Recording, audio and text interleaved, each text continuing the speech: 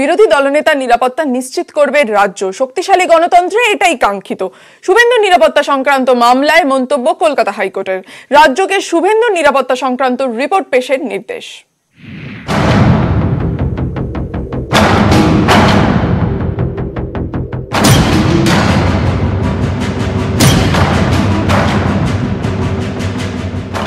রাজ্যের বিরোধী দলনেতা শুভেন্দু অধিকারী তার নিরাপত্তা সংক্রান্ত মামলা দায়ের হয় কলকাতা হাইকোর্টে।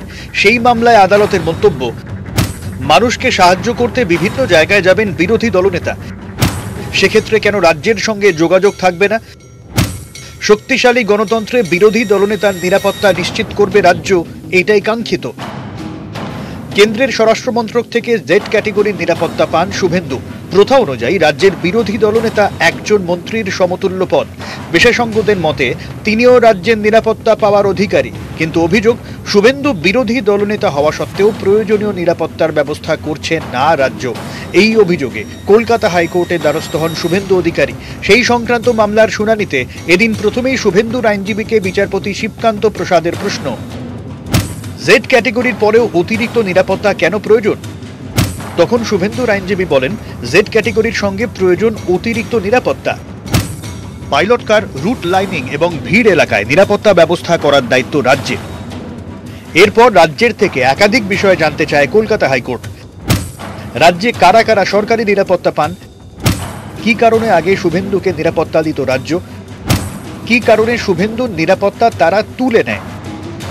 শুভেন্দুর নিরাপত্তা সংক্রান্ত সামগ্রিক রিপোর্ট রাজ্যের থেকে তলব করেছে কলকাতা হাইকোর্ট। বৃহস্পতিবার ফের এই মামলার শুনানি। অর্ণব হাজরা, নিউজ 18 বাংলা। ভোট পরবর্তী হিংসার অভিযোগ নিয়ে হাইকোর্টে রিপোর্ট পেশ জাতীয় মানবাধিকার কমিশনের। অভিযোগ খতিয়ে দেখে আরও তথ্য দিতে হাইকোর্টের থেকে তারা কিছুটা সময় চেয়েছে। শুক্রবার পরবর্তী শুনানি।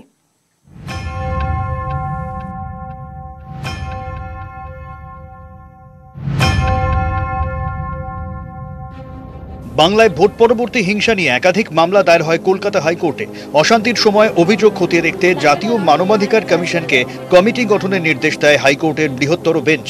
সেই কমিটি রিপোর্ট দেয় কমিশনকে। বুধবার কমিশন রিপোর্ট দিল হাইকোর্টের বৃহত্তর বেঞ্চে। আদালতে এনএইচআরসির আইনজীবীর সওয়াল, এই রিপোর্ট এতটাই গোপন যে তিনিও তা দেখার বা পড়ার সুযোগ পাননি। এনএইচআরসির আইনজীবী সুবীর সান্যাল আদালতে বলেন, কমিটি রাজ্যে আসে 24শে জুন। 28 তারিখ বিভিন্ন এলাকা পরিদর্শন শেষ করে রিপোর্ট তৈরি করেছে।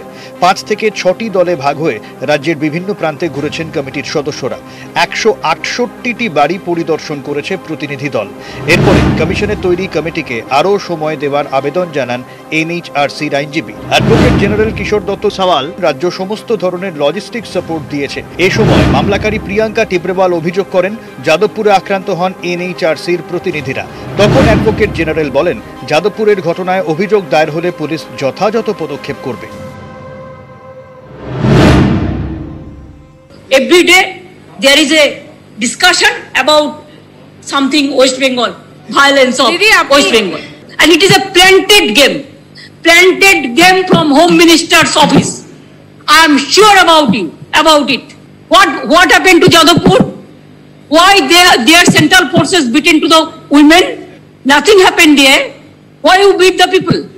I have a great respect for this institution, but they should not behave like a BJP party member.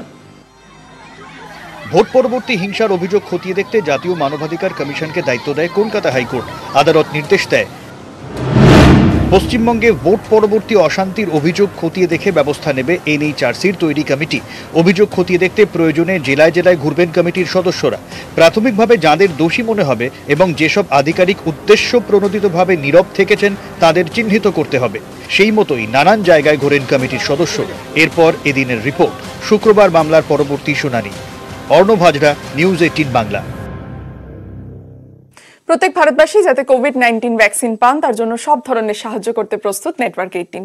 সমর্থন করুন ভ্যাকসিন নিয়ে সচেতনতা বাড়াতে ফেডারেল ব্যাংক এবং নেটওয়ার্ক 18 এর বিশেষ uddog সঞ্জীবনী আর short of life health expert Apollo 24/7।